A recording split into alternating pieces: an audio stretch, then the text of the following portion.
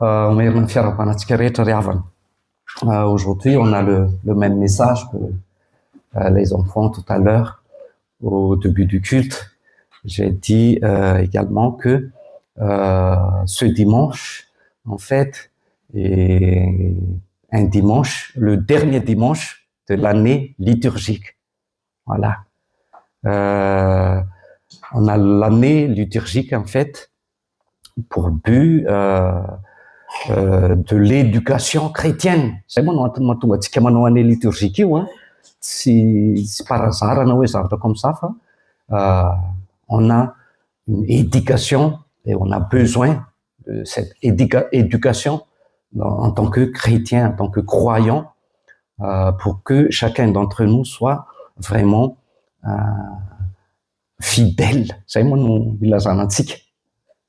Zay no tena tanjon'Andriamanitra mba hahatonga antsika fidèle eo aminy. De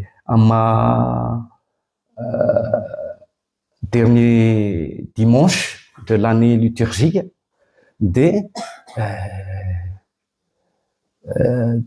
aujourd'hui c'est le moment qu'on devait poser la question à nous-mêmes. Qu'est-ce que j'ai appris? Qu'est-ce que j'ai reçu de Dieu, du Seigneur, cette année? Asa inona no mba voaraintsika tao anatin'izay heritaona izay teo amin'Andriamanitra par rapport amin'ny éducation chrétienne zay natao teto. L'année liturgique a commencé par un roi humble.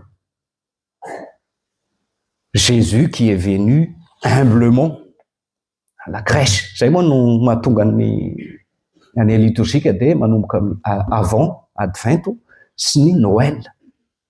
Après la Noël, il y a l'épiphanie, il y a la Pâque. Avant la Pâque, il y a le carême, il y a le Pentecôte et tous les dimanches de la Trinité. Zay no resana nandritra ny taom-piangonana. Et c'est pour cette raison que le dernier dimanche de l'année liturgique, on parle encore le roi. Et c'est Jésus. Il est arrivé humblement, mais aujourd'hui, la bonne nouvelle pour nous, c'est on a le roi, le vrai roi humble. Un roi qui nous sauve. Un roi qui nous partage la vie. Zay no tena mpanjaka. Zay resana androany, io no message lehibe eo antsika. De ny fanontaniana ao antsika dia hoe, qui est vraiment ton roi dans ta vie? Iza no tena mpanjaka anao? Mampieritreritra satria à nos jours, en fait, c'est chacun qui est le roi. Ny zavatra misy amin'izao fiainantsika izao dia lasany tsirairay mihitsy ny mpanjaka. Amin'izao androntsika izao aza dia efa misy antsoina hoe enfant roi. Misy an'izany enfant roi zany.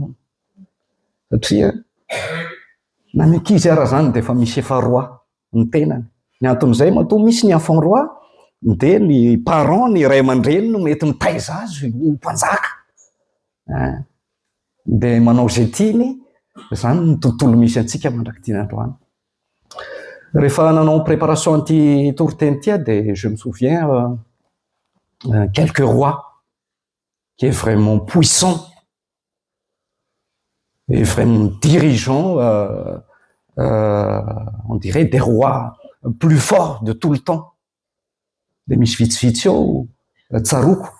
Ny anankiray voalohany, le roi Ramsès II de l'Égypte.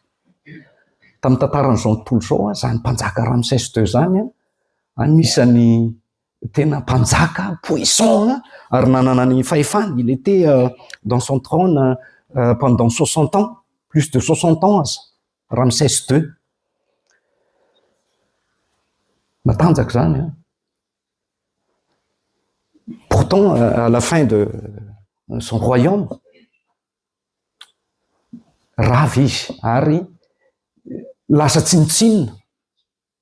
nefa de mpanjaka nananana izy azy.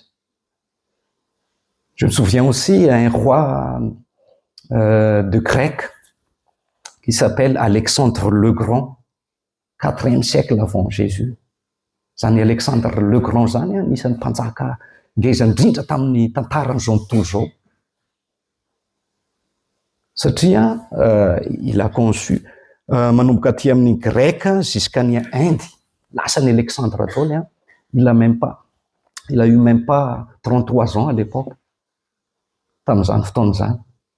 Jeune, fa zay moa nahatonga azy Alexandre le Grand, matanjaka zany, ary tena hoe nanananay izy azy, fa rava.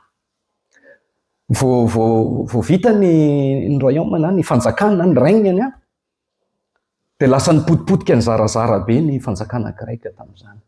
De après moa lasa ny romain finalement, ilay fanjakany.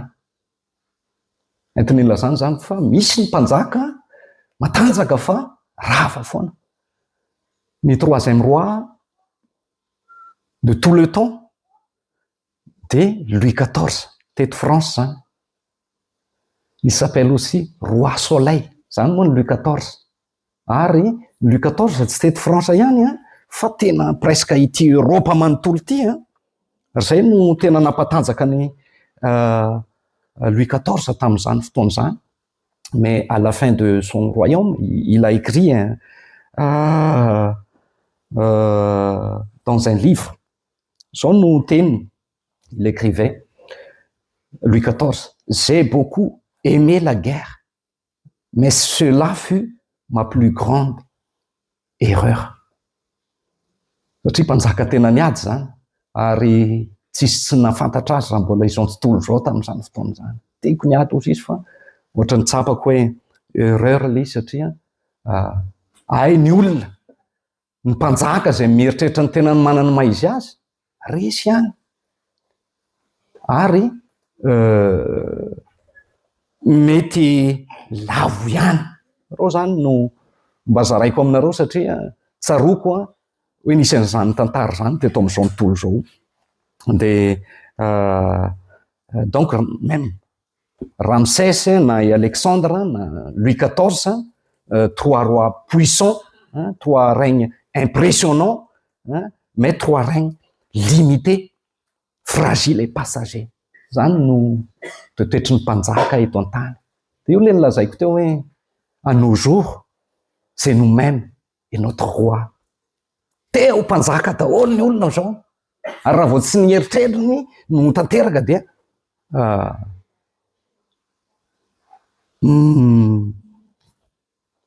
misy ny crise.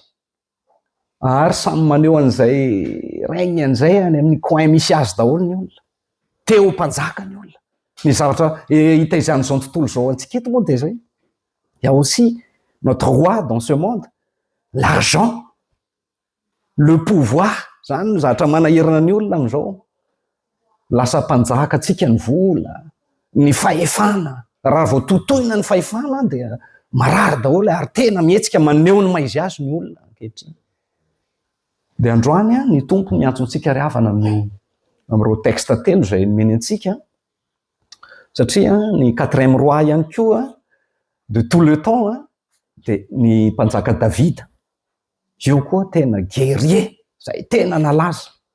Mety nalaza Solomon zanany fa David ihany koa dia anisany tena guerrier fa izy no resahan'ny texte ao amin'ny 2 Samuel zay novakitsika teo, zay tena manaitra ao anatin'iny texte iny dia ilay tenin'ny vahoaka. Les Israélites, ils ont dit, nous sommes tes os et ta chair. C'est toi qui conduisais Israël. Satria tao alohan'io nisy an'i Saul.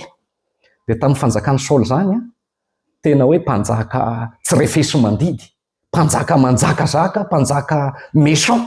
Zany no niainan'i Israely. Tsy natsapa mihitsy hoe manana fiarovana ny Israely. Ary na dia tonga teo raha i David indray no nenjehan'i Saul, zany ny tantara. Dia un moment donné amin'izay zany tafahoana ny Israely sy David dia io ny tenin zareo. Ny dikan'io dia zao matonga ny olona ny tenan'io dia zao hoe David il est un roi de proximité. Zany no Andriamanitra. Ary io Davida imaziny Jesosy taranaky Davida Jesosy hoe Andriamanitra no tena mpanjaka fa tsy ianao. Ny dikan'io dia zay. Andriamanitra dia manao alliance, fihavanana amin'ny zanak'Israely amin'ny alalan'ny Davida. Zany no tantara. Dia teto moa Davida dia tena nilazaina mihitsy hoe ianao no tena mpiandrondry. David est appelé berger du peuple, araka n'io texte io. Tena ilazana fa ny tena mpanjaka dia mpanjaka akaiky, mpanjaka miahy ny ondriny mamahana azy.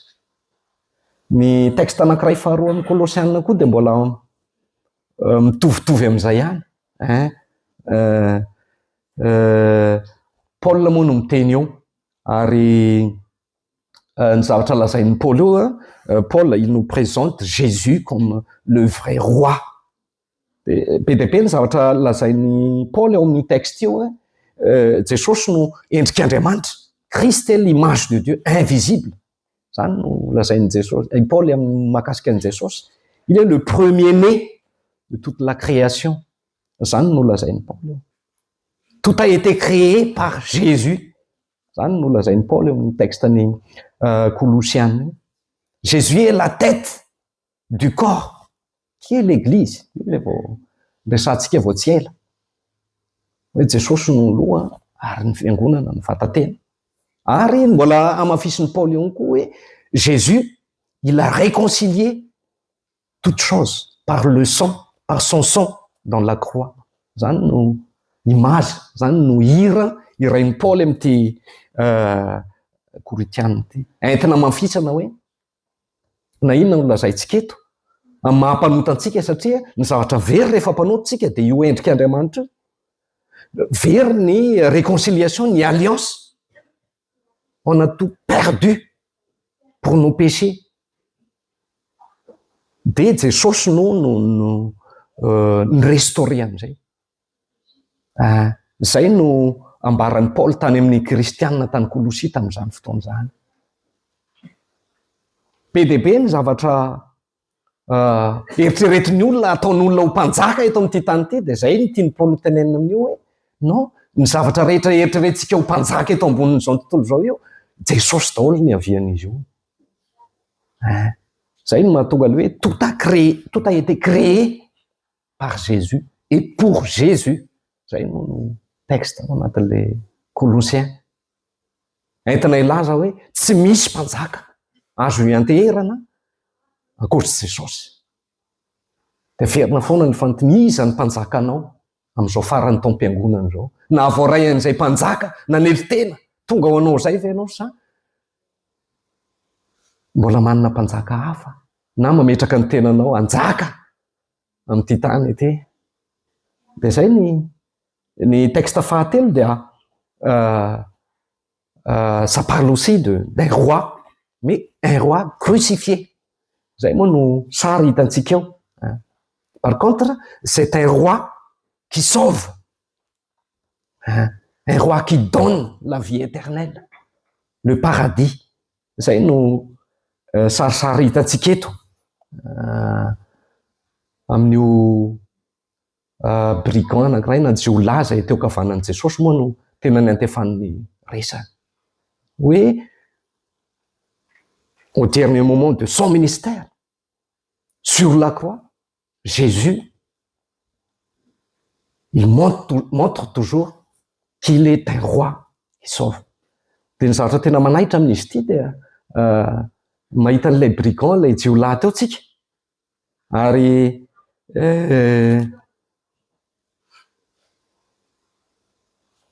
il a même pas de l'expérience par rapport à Jésus. Tsy dia niara niaina tamin'i Jesosy izy fa efa ambony hazo fijaliana vao nifankahita ry zareo. Mais il connaît Jésus. Maneho izy fa ary io ny atao hoe finoana. Io ny atao hoe finoana satria tsy mila qualification tsy izay no atao hoe finoana. Tsy mila hoe efa mafantatra zavatra ianao, mafantatra tanteraka an' Jesosy ianao zay vao tena hoe mino ty olona ty. Fa ny finoana dia zay le hoe le brigand il a accepté. Izay fanazimbasombana nataon'i Jiosy tao satria nasiana le soratra izy teo hoe le roi des juifs, mpanjakan'ny Jiosy teo amin'ny anina dia mety fanalambaraka sy ny sisa ny eritreretin'ilay Jiosy izay satria izany moa ny atao hoe azo fijaliana. Dia ilay jiolahy nefa ny tena tsapa hoe tsy voatery nafantatra be an' Jesosy dia manaiky fa Jesosy ny mpanjaka. Zay no nahatonga azy ny teny hoe tsarovy aho, souviens-toi de moi. Araka ny lazain'ny ankizy teo rehefa tonga any amin'ny fanjakana ao ianao. Dia hitantsika ao anatin'io ihany koa fa tsy miandry rampitso na rahoviana ny tompo, fa miteny izy hoe anio, c'est aujourd'hui. Io le mitovitovy amin'ilay tantaran'ny Davida teo zany hoe le roi Jésus, il est un roi de proximité. Miainga amin'io zavatra eo akaiky eo aloha, ary roi zay manome zava-dehibe ny alliance na ny fiombonana na ny réconciliation miaraka amin'ny olona zay vonjeny. Zay le hoe miaona amiko any paradisa. Io no ambaran'ireo texte reo ry havana. Donc le Jésus, son règne est un règne qui donne la vie. Zany neny Jesosy. Ary raha miresaka an'izay fiainana mandrakizay zay dia efa ampianaritsika eto foana zay hoe c'est pas la quantité, c'est pas une vie quantitative au paradis, mais la vie en qualité, en bonne qualité. Zay no antolotry ny tompo, ary io no mahatonga antsika miteny zany androany hoe tena tsy misy mpanjaka tahaka an' Jesosy. Fa ny mpanjaka rehetra zay ny tanisaintsika teo dia miainga avy any amin'ny fireharehana, miainga avy any amin'ny fanandratantena, miainga hatramin'ny propre force, ny herin'ny tenany, kanefa rava ihany. Fa ny mpanjaka manery tena, io no tena ananantsika ny famonjena. Zay zany no afatra ao ambadika andro tenin'Andriamanitra ry havana androany moa tsika dia araka ny efa nilazaina dia hoe anisan'ny contexte antsika ny élection diacre.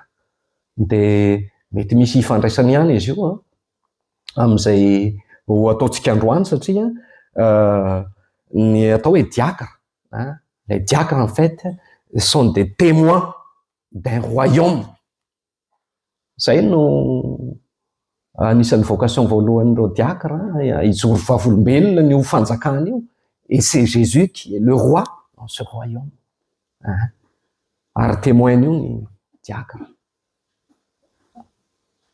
Ka ny diacre zay voafidy na hoviditsika dia zay tena mangataka amin'ny tompontsika, ma tena ho diakona mandray izay omeny io mpanjaka io, mba tena ho diacre anety tena tahaka an'io mpanjaka io refleten'ny fiarahamonina. Ary zay moa ny mahatonga an' Jesosy miteny an'ity olona zay brigand, il était tena hoe jiolahy le olona io, fa omeny fahasoavana. Parce que Dieu, ou Jésus, il ne choisit pas les qualifiés, mais il qualifie. C'est ce qu'il choisit, Zay ny Andriamanitra. Ary io le fanentanana natao tamintsika ireny, tsy miandry an'izay hoe mila qualification zay vao mandroso. Fa ny an'Andriamanitra dia au contraire, nividiny ianao, tiany ianao, ary tiany hiaona aminy ianao, anio au paradisa dia izy no miqualifie ianao avy eo. Zany no afatra ao an-dalana. Ka ny amezantsika azy dia hoe enganetsika mba samy hiteny. que chacun d'entre nous dit comme le brigand à la droite, qui était à la droite de Jésus. Hoe tsarovy aho rehefa tonga amin'ny fanjakanao ianao. Hiteny hoe ianao Jesosy ny tena mpanjaka ka aoka izay hitondranao aho sy izay fitondrana masoa aminao no hitondrana. Afa aza vela hitondra ny tenako sy ny heriko sy ny masoa ahy aho. Zay zany tsika de Jesosy no hiteny amintsika hoe anio no ionanao amiko eo amin'ny paradisa. Andriamanitra irery amin'ny voninahitra. Amen. Mitsangana raiso ny fitahina. Ry havana ho aminareo rehetra ny fahasoavan'i Jesosy Kristy Tompo, ny fitiavan'Andriamanitra Ray ary ny firaisana amin'ny fanahy masina. Amen.